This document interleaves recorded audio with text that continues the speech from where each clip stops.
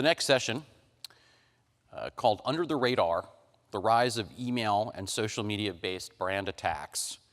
We're going to hear from Marc Trachtenberg, who I'm sure many of you know. Marc's a shareholder at Greenberg, Traurig, and Marc focuses his practice on domain, e-commerce, social media, trademarks, copyrights, and innovative technologies such as 3D printing. He represents clients in matters involving promotion and protection of their intellectual property and helps them implement comprehensive strategies to help fight abuse of all flavors. Marc has helped recover thousands of domain names for clients of all sizes, from small businesses to Fortune 1000 companies. So please welcome me in joining Marc Trachtenberg.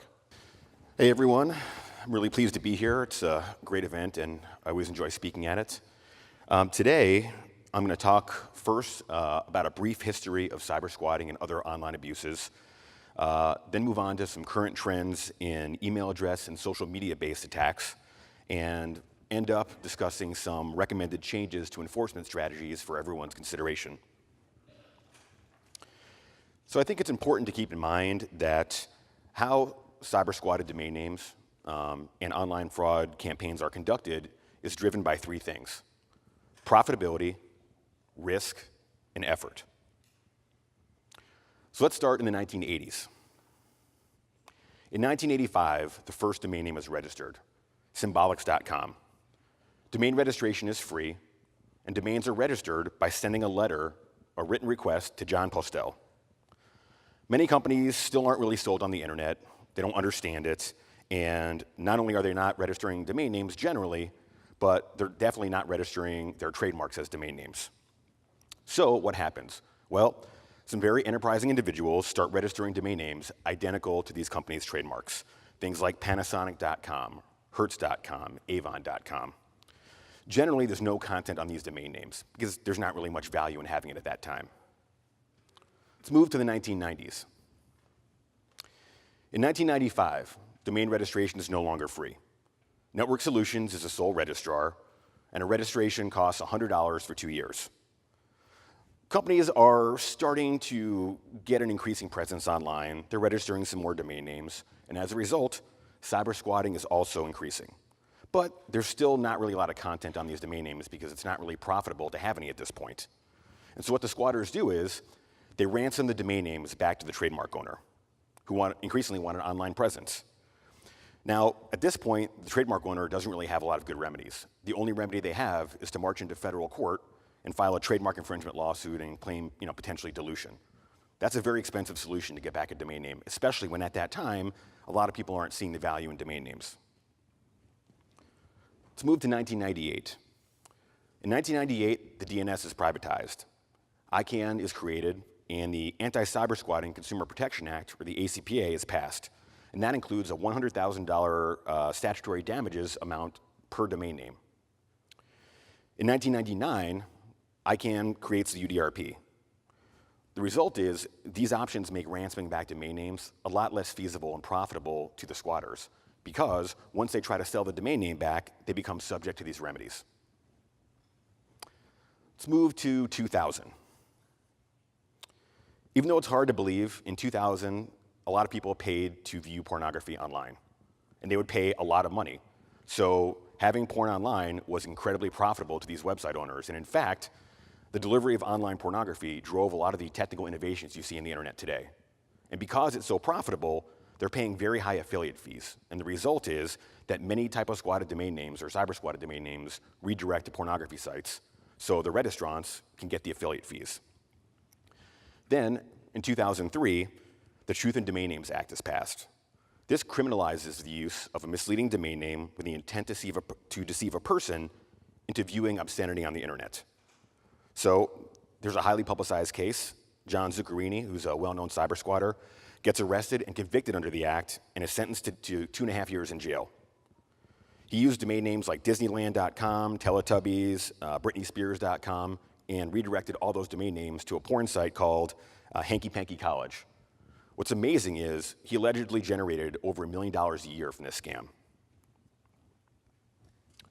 Enter pay-per-click. I'm sure everyone here has seen a website like this. Pay-per-click is basically a collection of links that are targeted according to the associated domain name's key phrase.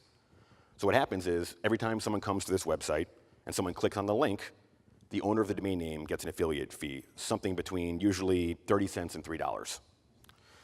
Now, the links can also direct to competitors of the trademark owner, or they might actually direct to the trademark owner's website itself. The problem is, now the trademark owner is paying the squatter for traffic that should have come to their website for free. So this drives up their search engine marketing costs and really provides no additional benefit. Now, the ROI for squatters is amazing. All they have to do is cover the $8 registration fee, and after that, it's all profit. Pay-per-click was originally facilitated by domain tasting, which was a situation where people could register a domain name for 5 days, check the traffic, and if they didn't like it, just delete it and not have to pay for it. There were numerous providers that offered services to facilitate this and created basically ready-to-go pay-per-click advertising pages. And in 2006, there was almost 15 million single-page websites, and the majority of these were actually parked pay-per-click pages.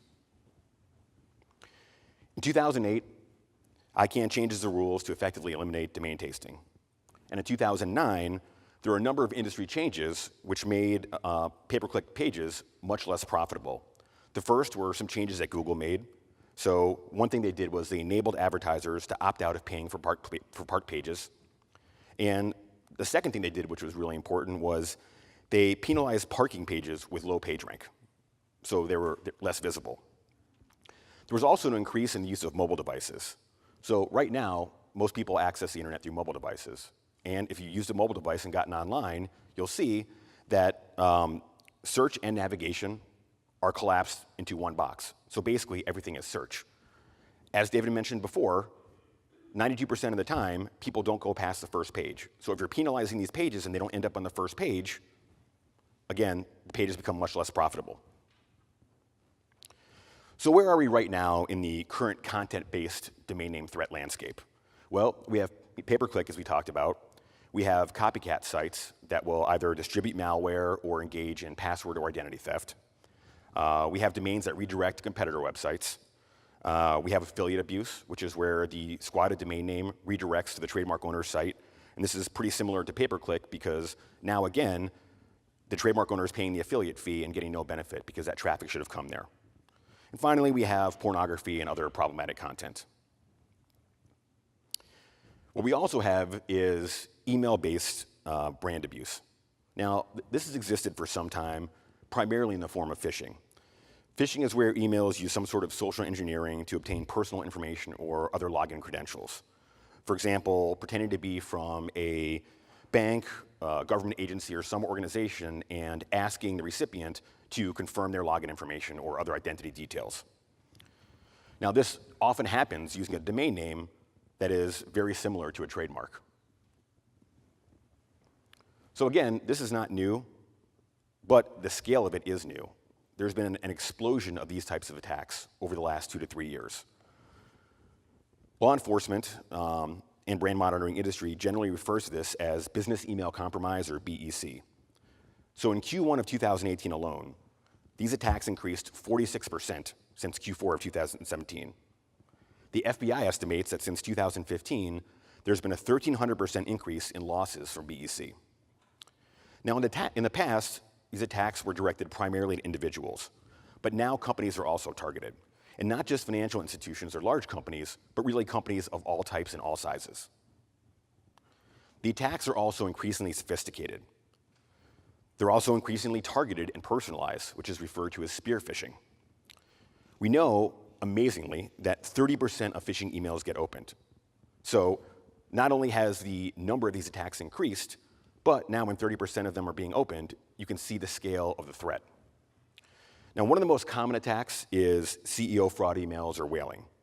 What happens here is the attacker creates an email address based on a domain name that's similar to the trademark, and they send an email from that account to employees with an urgent message. Now, typically what they're doing is they will find the name of a company executive, and that's the email address they'll use. And so we're seeing two flavors primarily. One is an email to the CFO asking for a wire transfer. So they create an email address that looks like it's from the CEO. He says, hey, Jim, I signed up for this charity thing. It's this weekend, and I totally spaced on it and forgot to pay them. Could you do me a solid and send them the money before I speak? Otherwise, it's going to be really embarrassing. Here's the information. It's only $10,000. Another common scheme is they send out an email to attention, all employees. We have a great new benefit for employees. It will save you on average $1,000 a year. If you want to opt in, just send a copy of your W-2 and we'll send you the additional information later. I know it sounds unbelievable. Who's going to fall for that? I can tell you people fall for this every day, all day long. So how are they getting the information on all these executives to use these email addresses? Well, one, if it's a large company, they can just go to the company's website. A lot of these executives are listed. Or they can just go to LinkedIn and do the research there. So again, the statistics here really are amazing and almost unbelievable. 1 in 3 companies have been victims of CEO fraud emails. That's an incredible number. At least 50 organizations, including Snapchat and Care.com, were successfully targeted by these schemes. And I think what's also amazing, and again, the scale is hard to believe, but it is true. The studies have shown that companies that are hit by a successful one of these attacks in the past 12 months have suffered an average loss of $1.6 million. 15% of these companies reported a decrease in their stock price after a successful spear phishing attack, which was publicized. Also, a large toy company recently wired $1 million to an unknown attacker based on some of these emails. And again, it seems unbelievable, but I can tell you it's happening, and it's happening every day. So there are a number of steps that companies can take to mitigate the risk of these email-based attacks. One of them definitely is employee education. That's critical. There's also technical solutions that include email authentication, things like SPF, DKIM, and DMARC. The problem is these solutions are very expensive. And to the extent that they only work against attacks against the employees and not attacks against other people. And so what we're increasingly seeing is that not only are they going after employees, they're going after companies' customers, their vendors, and even those people seeking jobs at those companies. They're also increasingly using things like G Suite or Office 365 to host the email, which means that it becomes very difficult to blacklist those email addresses or those email servers, because then you block out everything that comes from one of those servers. So as I mentioned, we're seeing a significant increase in the number of email-based attacks against customers. It's most common for customers of financial institutions, but really every type of company is being targeted now. So I think it's important to note that the brand owner doesn't have any direct liability for these attacks. The problem is these attacks erode consumer trust in the brand and email communications from that brand. Additionally, what we're seeing is that those people that are victimized or are hearing about it, they tend to feel that the company should have done something more about it. We're also seeing an increasing number of attacks against the vendors of brand owners. So most commonly, this is going to be vendors of computer servers or other computer equipment, or online ad space where the attackers can use that space to distribute malware. So again, here what the attacker does is creates an email address from a domain name that's similar to the brand, and they then either go to the company website or they go to LinkedIn and they get the names of people in the procurement department. They then send a PO to the vendor or the vendors of these companies, and they ask for a quote. They may even find a copy of a PO online somewhere and then use that as the basis for their fake PO. So a lot of vendors see through this. They know the procurement people, but unfortunately, in many occasions, the vendors don't see through it. They're in a hurry, they're just happy to get the order, and they've done a lot of business with this company, so it's not unusual to get a last-minute PO for $100,000 worth of computer equipment, and they just ship the equipment. So where do they ship it? Well, they're shipping it to another person that's been scammed by the attacker and has been hired for a job, and that person's now a mule. So that person now sends on the equipment to 2 or 3 stops, and then it goes out of the country. Again here, the brand owner is not liable, so there's no direct liability to the vendors. The problem is there's still significant costs to the brand owner, and these are generally in the form of hard costs and soft costs. So the hard costs are that sometimes the vendor actually will pay for this equipment, right? So for a company that is sending out POs all the time, $100,000 isn't really that much for that company. They're not even scrutinizing it. They're just going to pay it. We're also seeing costs in the form of soft costs. And so this is things like the time that it takes to clear up these billing issues. And additionally, we're seeing that it creates delays in legitimate orders, especially now because the vendor is scrutinizing every single order from that company to make sure it's legitimate.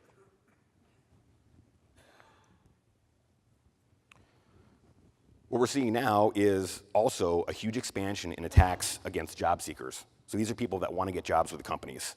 So again, the attacker creates an email address based on a domain name that's similar to the company brand, and they'll use them in two ways. One is they'll create fake job listings on real job sites like Monster and Career Builder, and they'll also send out recruiting emails to a million recipients. And so what they do is they'll send out the emails to the people, or they'll get people to respond to these websites, and they'll actually get these people to fill out complete job applications. Then they use that information for identity theft. What they might do in some cases is they might actually hire the person. And so what they do is they tell the people that they're hired, and then they extract money from them in a variety of different ways. So for example, having them buy training or buy uniforms. They make them pay a work permit fee. They send them fake checks to cash and keep the rest as their compensation. Or they'll have them set up bank accounts and then wire money while they're waiting to get payments from the company. And again, I know it seems hard to believe that people fall for this, but I can tell you they fall for it all day long, every day.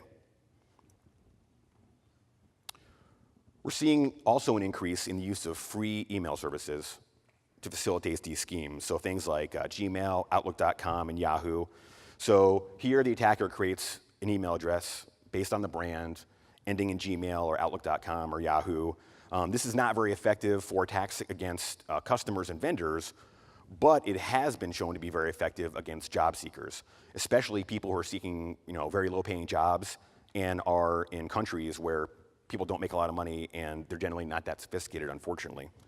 So what they do is they send out mass emails to these people, and again, even if only a small percentage of people fall for it, it's a volume game. There's no additional cost to them between sending out 50 emails or 5,000. So Caesars, which is a MarkMonitor client and a client of mine, they were nice enough to allow me to use some actual examples of things that have happened. So here we see this is a recruiting email scam.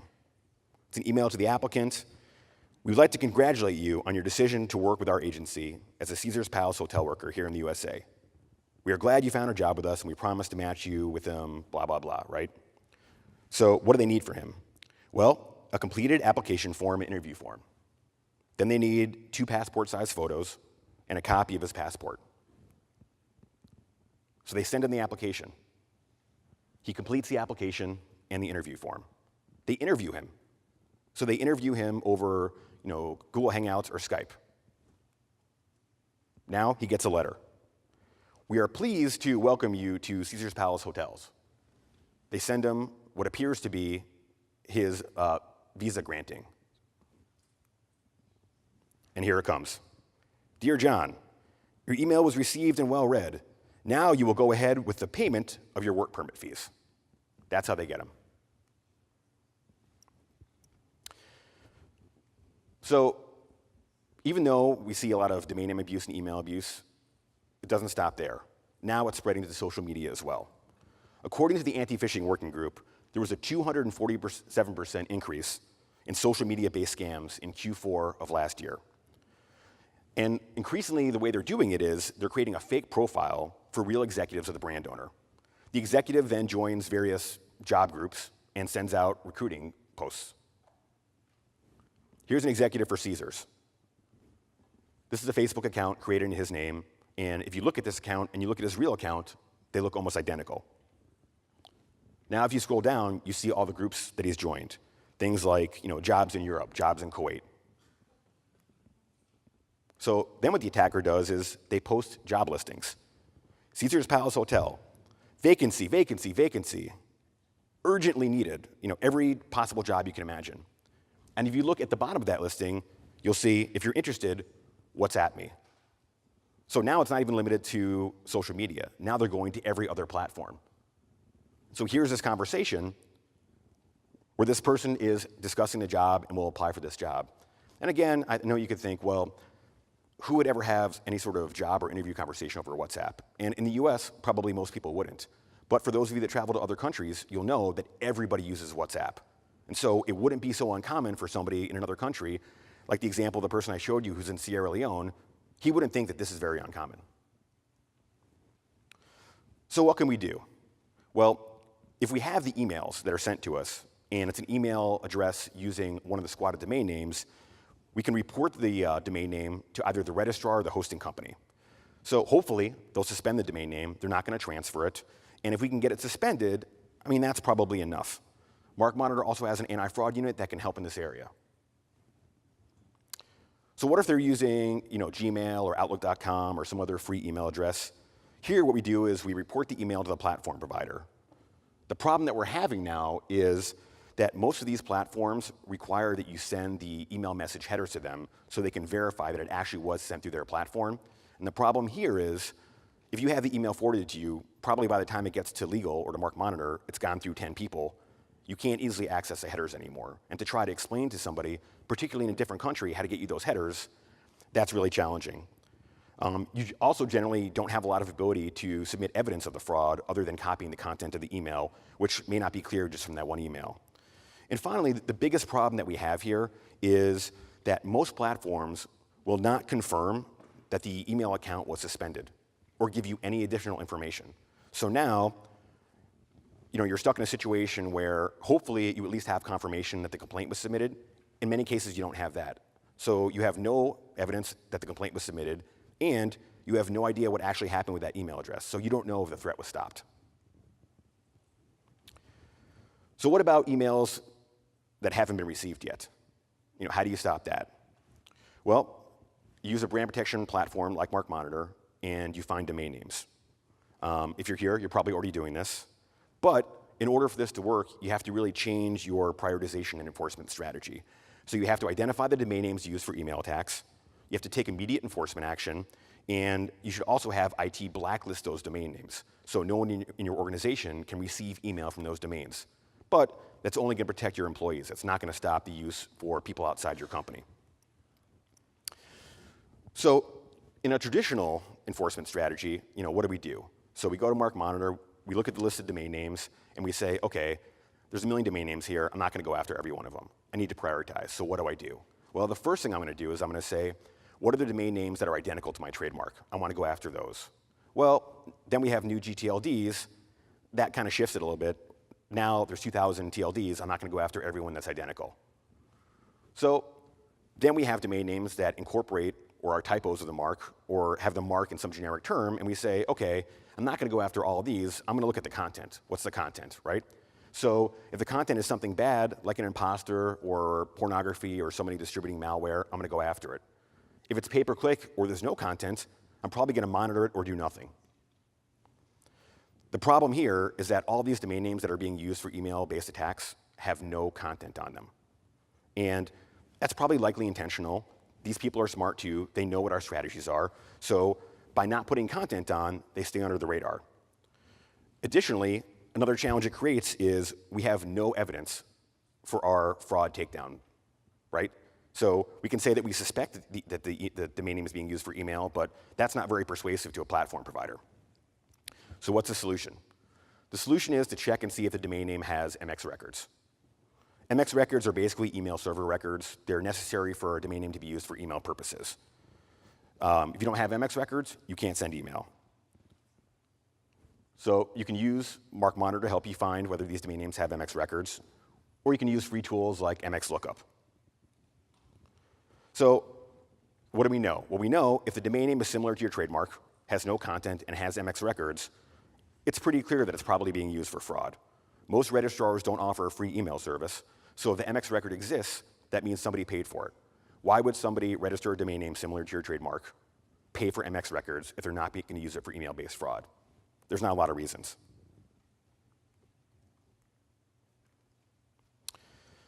So what can we do? Well, for newly registered domain names, enforcement should be immediate. We should immediately send cease and desist letters, either through legal counsel or through MarkMonitor or directly by our internal legal departments. And the reason we do this is it may stop the harm before it happens. We can then follow up with a UDRP or a URS. Here, unfortunately, suspension by the registrar or email provider is not going to be an option, again, because we don't really have any evidence of the fraud yet. The URS could be a good option. That will get the domain name suspended, meaning it can't be used for email.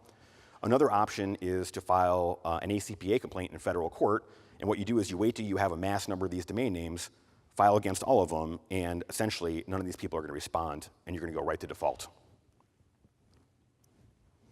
What about social media and other platforms?